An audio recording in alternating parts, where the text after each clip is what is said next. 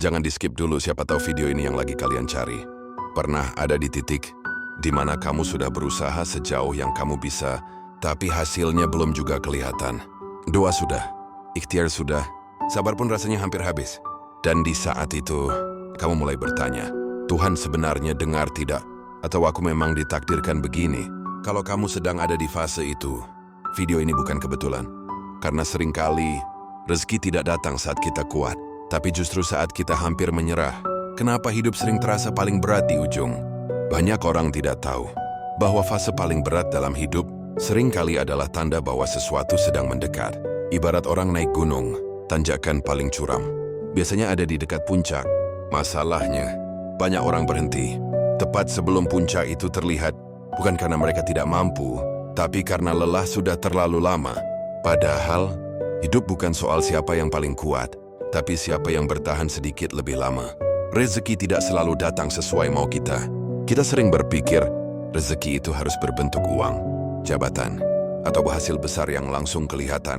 Padahal, kadang rezeki datang dalam bentuk kesempatan, perlindungan, atau dijauhkan dari masalah yang lebih besar. Ada rezeki yang kalau datang terlalu cepat, justru akan merusak kita.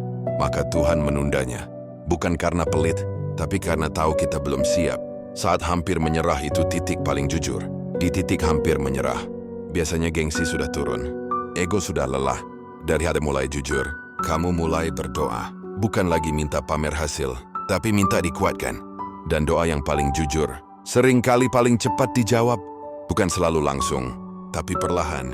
Melalui jalan yang tidak kamu sangka. Banyak orang tidak sadar rezekinya sudah datang. Kadang rezeki itu datang, tapi ninta dan based on expectation.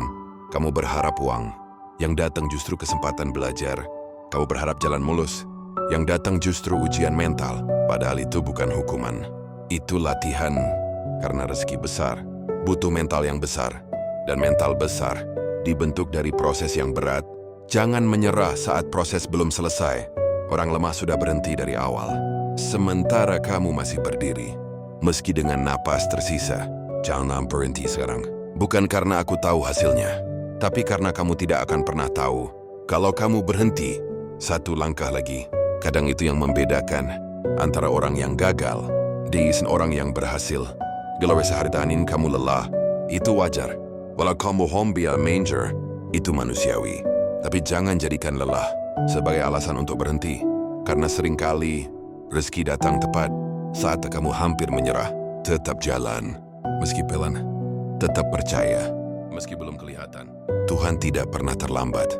Dia hanya bekerja dengan waktu yang tepat.